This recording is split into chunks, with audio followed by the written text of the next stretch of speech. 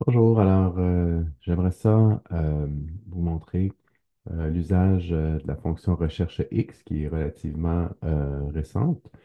Donc j'aimerais ça ici amener le nom de l'employé du département de la ville, OK, pour l'employé dont le ID est 1743. On va se mettre ici, on va dire recherche X, restant. La valeur cherchée, c'est le ID de l'employé. Le tableau de recherche, on va donner la colonne qui contient les valeurs à chercher. Et puis, ce qu'on veut retourner, eh bien, ça se trouve dans les trois colonnes qui sont là. Donc, je prends toute cette chose-là. Et puis, j'ai la possibilité de mettre euh, un paramètre avec un message d'erreur. Donc, je vais dire non trouvé. Donc, si je ne me trouve pas, on va faire. Pour les deux autres paramètres, OK, on va les laisser par défaut. Pour le mode de correspondance, OK, qu'est-ce qu'on voit? C'est que si on ne dit rien, c'est une conférence, une référence exacte. C'est la valeur par défaut. Donc, c'est une correspondance exacte. Bon, dans Recherche V, on avait ce qu'on appelait la valeur proche faux, hein. C'était l'équivalent de ça. Donc là, par défaut, c'est la correspondance exacte qui est disponible. On n'essaiera pas de trouver d'autres choses. Ce qui est exactement ce qu'on veut, nous, dans notre cas. Si jamais on ne met pas euh, un ID qui est connu, on veut que ça donne un message d'erreur, mais dans notre cas, ça ne donnera pas NA, vu qu'on a mis quelque chose. Donc, si je mets 1, ici, ça va marquer non trouvé. Si je mets 2266, ça devrait me donner marque.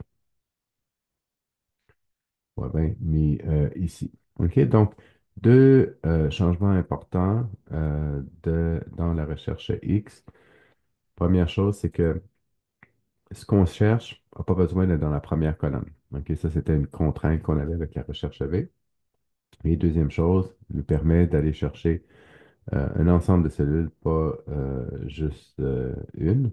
Et l'autre chose aussi, c'est qu'on a la possibilité de mettre un message d'erreur lorsque il n'y a pas de résultat. Parce que si je n'avais pas mis le troisième paramètre, OK, si par exemple je l'enlève, OK, là, ce qui va se passer, c'est qu'il va mettre OK, ce message d'erreur-là NA. Donc, il y a moyen de rendre ça plus joli et puis de mettre un message d'erreur ou quelque chose, OK, lorsque c'est pas, est-ce que c'est pas trouvé. On va dire, ID non trouvé. OK. Et ça, c'est pour le premier exemple. Si on regarde le deuxième exemple, OK, donc pour le deuxième exemple, là ici, on va faire une recherche avec euh, ce qu'on appelait la valeur proche. OK, donc la valeur proche. Donc ici, on a euh, des tables d'impôts que j'ai volontairement mis à l'envers parce qu'on sait que la recherche H, la recherche X, excusez, elle peut prendre la colonne de recherche où elle veut. OK. Donc ici, on a un salaire, ici, il est mis à 240 000. OK, donc ça, c'est les tables d'impôts au Canada pour 2000, en fait, les tables d'impôts au Québec pour 2025. Donc, vous avez la table pour le gouvernement fédéral et celle pour le gouvernement provincial. Et puis, on va vouloir aller chercher les taux et les constantes. Donc, si on regarde ici le 246 000, donc 246 000, je suis avec ce salaire-là. Donc, je vais partir du bas puis je vais monter comme ça jusqu'à temps que je trouve un salaire qui est plus petit ou égal à celui-là. Donc, ça va être ce cas-ci. Donc, ici, je devrais avoir 29% et ici, je devrais avoir 14 803. OK, donc ça, c'est ce que je devrais avoir ici. Provincial, j'ai mon 246 000, donc tout le monde est plus petit, donc ça va être celui-là que je vais prendre. OK, donc le taux, ça va être 25,75 et je vais avoir une constante à 10 250. OK, donc ça, c'est ce qu'on voudrait avoir OK, comme résultat. Donc, on va commencer par la partie pour le fédéral. OK? Et puis là, avant de le faire, on va regarder ce qu'on a de besoin. OK? Donc, ce qui va se passer, c'est qu'on veut partir du bas. OK? Donc, euh, le mode de recherche, on va faire la recherche en commençant par le dernier élément. Ça, c'est ce qu'on va faire. Et lorsqu'on va faire notre recherche, on va chercher celui qui est le plus petit. Donc, on va faire une correspondance exacte. Ça, c'est si on trouve, on prend exact. Sinon, s'il n'y a rien qui est trouvé, on va retourner l'élément suivant, le plus petit. Donc, on va aller, puis on va chercher le prochain qui va être le plus petit que la valeur qu'on va avoir mis ici. Puis, encore une fois, ben, on a la possibilité de mettre un message d'erreur si jamais ok, on n'avait pas trouvé. Ce qui là va être plus, devrait pas arriver parce que on va faire la recherche du petit, on va avoir une valeur proche, ok, qui va être retrouvée. Fait qu'on se met ici, on va dire égal recherche X. Donc, je m'en vais dans l'assistant. La valeur que je cherche, c'est mon salaire.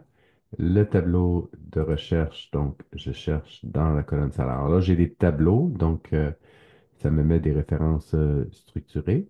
Le tableau qui va être envoyé, c'est cette chose-là. Donc, ça va retourner de taux à constante, donc du champ taux au champ constante. Si non trouvé, bon, on peut mettre non trouvé. Et le mode de correspondance, on avait vu que c'était -1. Et le mode de recherche, OK, c'était -1. OK, -1, le mode de correspondance, c'est donc l'élément suivant le plus petit, donc le premier plus petit qu'on va voir en partant du dernier élément. Donc ça, c'est ce qu'on veut faire. Et ça nous donne notre 29% puis notre 14 803. Provincial, ben, c'est la même chose en fait. Donc on fait recherche X. Assistant. Donc, ce qu'on cherche, c'est le salaire et le tableau de recherche, c'est notre tableau des salaires, ok, qui là n'est pas en première position, il est mis à la fin, ok, cette fois-ci. Le tableau qu'on va renvoyer, c'est le taux et la constante. Et si pas trouvé, on peut mettre non trouvé. Et le mode de correspondance -1 et dernier paramètre. Le mode de recherche, -1. OK, on voit, il retourne 25,75, qui est ce qu'on avait mis ici.